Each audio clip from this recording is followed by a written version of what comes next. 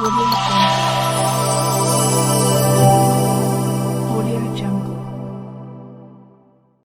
तक जम्मू कश्मीर और हरियाणा की बात है, वहाँ प्रत्यक्ष तौर पर हमारे लिए उम्मीदवार नहीं है, लेकिन इंडिया गठबंधन की जीत के लिए और भारतीय जनता पार्टी को करारी शिकस्त देने के लिए हम हर संभव कोशिश कर रहे हैं।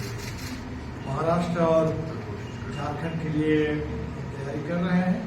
खासकर झारखंड में हम उम्मीद करते हैं कि मासस और माले की एकता से उत्तरी छोटानागपुर के इलाके में इंडिया गठबंधन और मजबूत होगा और हम लोग जहाँ तक सीटों के तालमेल की बात है तो बातचीत के जरिए इंडिया गठबंधन में इसका फैसला कर पाएंगे।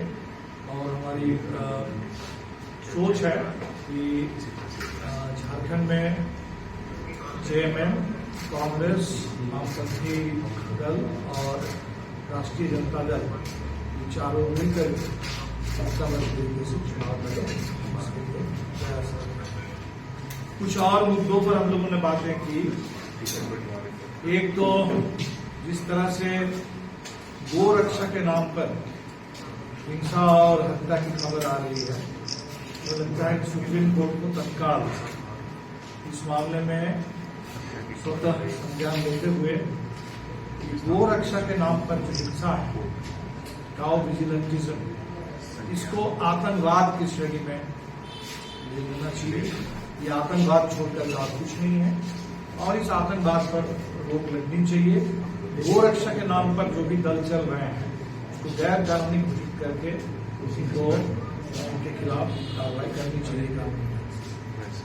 मोदी जी ने खुद कुछ दिन पहले एक चर्चित अपने भाषण में उन्होंने कहा कि गो रक्षा के नाम पर जो लोग काम कर रहे हैं ज्यादातर एंटी सोशल एलिमेंट है और वो अपने अपराध को बढ़ाने के लिए गो रक्षक का चुनाव होता है। और जहां प्रधानमंत्री ने खुद इस हकीकत को कबूल किया लेकिन इस पर कोई काम नहीं और इसके चलते ये लगातार हिंसा बढ़ रही है, हत्याएं हो रही है।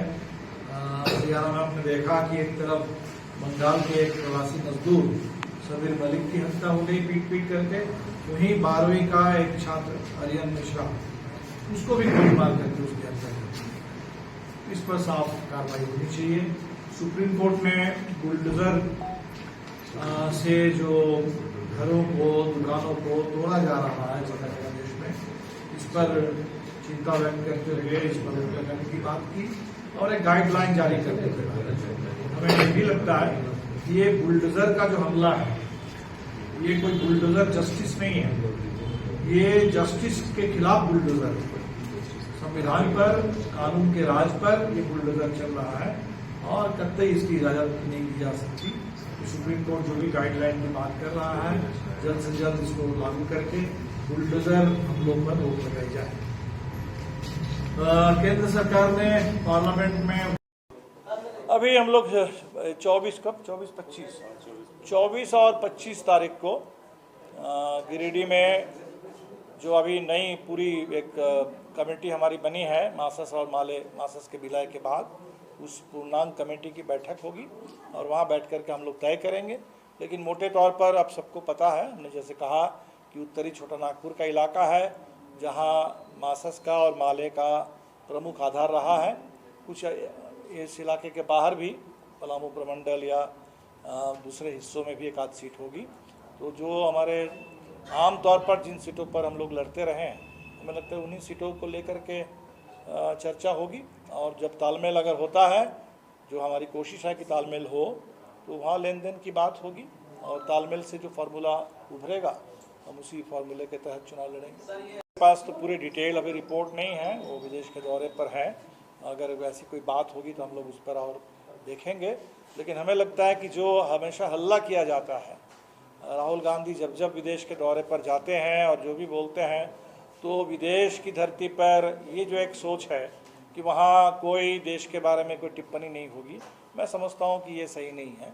मोदी जी भी बाहर जाते हैं और जो मन में आता है बात करते रहते हैं, विपक्ष के खिलाफ भी बोलते रहते हैं।